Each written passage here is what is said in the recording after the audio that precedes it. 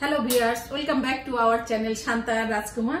আমাদের চ্যানেলে যখন এসেই গেছেন, প্লিজ একটু সময় থাকেন, রান্না যেটা করি রান্নাটা খেয়ে যান। তো আজকে কি রান্না করে খাওয়াবো সেটা দেখাচ্ছি।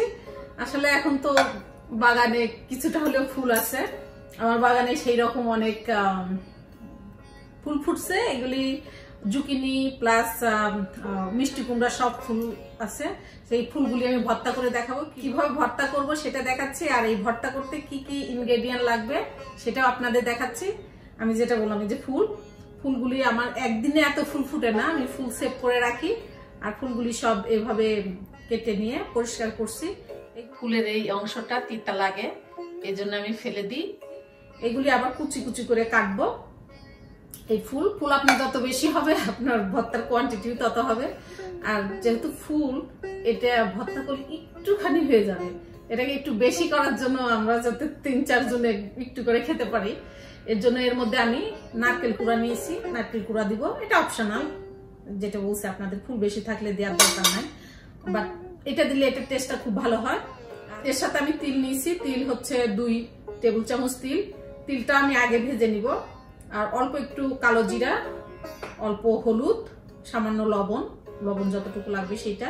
আর আমি এটা একটু ঝাল করবো জন্য 4টা লাল যেটা মরিচ, থাই টাইপের মরিচ, এই মরিচটা খুবই ঝাল হয়, এটা নিয়েছি। আর অফকোর্স রান্না করতে তেল লাগবে, তেল গেল কইরে। আর আমি এটা সরিষার তেল দিয়ে রান্না করবো, একেবারে খুবই সিম্পল, বাট এটা হবে ওয়ে টু ডিলিশিয়াস। তো চলে যাই কিচেনে। আমি একটা ফ্রাইং প্যান নিয়েছি, এই ফ্রাইং প্যানটা গরম হয়ে গেছে। এর মধ্যে আমি হালকা একটু তেল দিচ্ছি, 1/2 টেবিল চামচ বা তার থেকেও কম, কারণ আমি খুব কিপটা, তেল দিতে পছন্দ করি না। তেল দিয়ে আমি যেটা করব, প্রথমে যে তিলটা নিয়েছি, মাজা তিল, এই তিলটা একটু হালকা করে আমি ভেজে নিব, একটু হালকা লালচে করে ভেজে নিব। কারণ আমি কাঁচা তিল খেতে চাচ্ছি না। কাঁচা তিলও আপনারা চাইলে কাঁচা তিলও খেতে পারেন, কোনো অসুবিধা নাই, বাট আমি প্রেফার করি তিলটা একটু ভেজে নিতে। তিলটা এইভাবে ভেজে নিচ্ছি জাস্ট হালকা করে। এটা যখন ঠান্ডা হবে তখন আমি এটা জাস্ট একটু গুঁড়া করব, এটার মধ্যে গুঁড়া করব। আপনারা চাইলে পাটার মধ্যে গুঁড়া করতে পারেন। এইবার আমি ফ্রাইং প্যানে আরো একটু তেল দিব, টেবিল চামচের মতো। তেল আমার গরম হয়ে গেছে, এর মধ্যে আমি যে কালো জিরাটা ছেড়ে দিচ্ছি।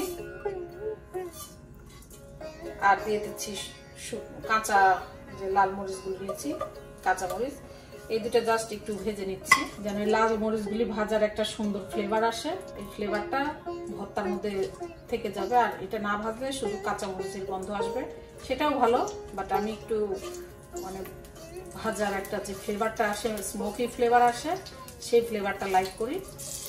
আপনারা চাইলে এর মধ্যে পেঁয়াজ রসুনও দিতে পারেন, কিন্তু আমি দেখছি এই ফুল ভাজির মধ্যে বা ফুলের যে ভর্তা, এর মধ্যে পেঁয়াজ রসুন দিলে ও পেঁয়াজ রসুনের টেস্টটাই ডমিনেট করে, ফুলের যে টেস্ট সেটা আসে না। এই জন্য আমি অ্যাভয়েড করি পেঁয়াজ রসুন দেওয়া। তো ভাজা হয়ে গেছে, আমি এই সময় দিয়ে দিব আমি যে নারকেল কুড়া রাখছি, সে নারকেল গুঁড়ি আমি একটু হালকা করে ভেজে নিব। না ভাজলে নারকেলের যে নারকেলের যে টেস্টটা বা স্বাদ যেটা সেটা আসে, আপনারা সেটা পছন্দ করলে সেভাবে রাখতে পারেন, বাট আমি অত রটা একটু দিতে চাচ্ছি না এর মধ্যে। এই জন্য আমি হালকা করে 1/2 মিনিট এটা আমি ভেজে নিচ্ছি নারকেলটা।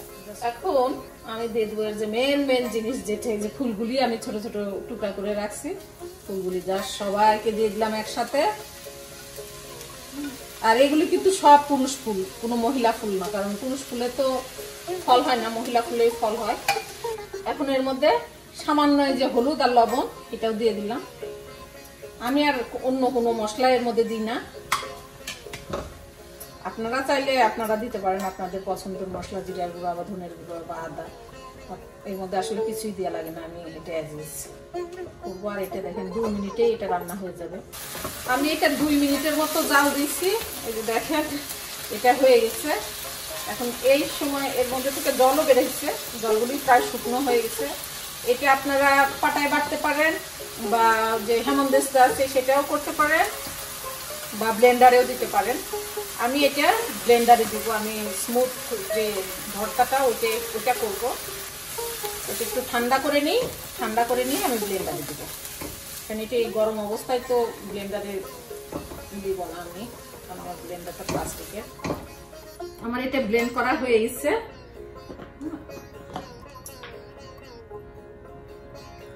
দারুণ একটা ফ্লেভার আসছে। আর এটা আমি যেরকম কনসিস্টেন্সি চাইছি, মানে এটা পাতলাও হয়নি আবার খুব শক্ত হয়নি, কাজে এটা আর আমার চুলার মধ্যে দিয়ে টালাটালি করতে হবে না। আমার ধোয়া ওঠা গরম ভাত রেডি। এখন যে ভর্তাটা রান্না করলাম সে ভর্তা দিয়ে খাবো। এই যে 3টা ভাগ করছে, একটা আমার, একটা রাজকুমার আর একটা অভির। বড়টা কোনটা? এটাই মনে হচ্ছে বড়। আমি বাসার মধ্যে সবথেকে বেশি খাই, এই বড়টাই আমি নিয়ে নিলাম, ভাত দিয়ে মাখাই নিলাম।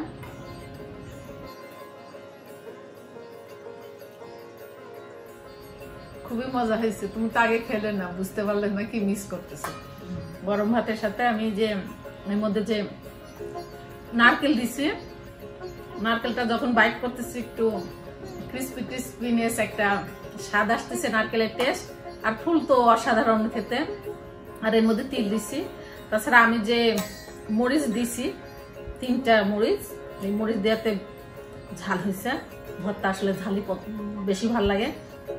এখন এই যে পরিমাণ ভর্তা নিচ্ছি, এই ভর্তা দিয়ে আসলে 1 থালা ভাত খাওয়া যাবে, যেহেতু আমরা ভাত একটু কম খাই এই জন্য। আরো আমার টারিয়াকি চিকেন আছে, এখানে শোল মাছ আছে, এগুলি আমি টাচ করবো না, জাস্ট এটা দিয়ে খেয়ে নিব। খুবই মজা হয়েছে। আর এটা যেটা বললাম একেবারে সিম্পল রেসিপি, আপনার পেঁয়াজ রসুন কিচ্ছু কাটতে হবে না। আপনারাও এটা ট্রাই করুন, খান আর রান্না করে বলুন কেমন হয়েছে। আমার চ্যানেলে এই ভিডিও দেখার জন্য ধন্যবাদ। যে কোনো প্রশ্ন থাকলে কমেন্ট সেকশনে বাংলা বা ইংলিশে লিখবেন। আর আমাদের ভিডিও ভালো লাগলে শান্তা এন্ড রাজকুমার চ্যানেলে সাবস্ক্রাইব করবেন। Please stay safe and healthy. Thanks for watching.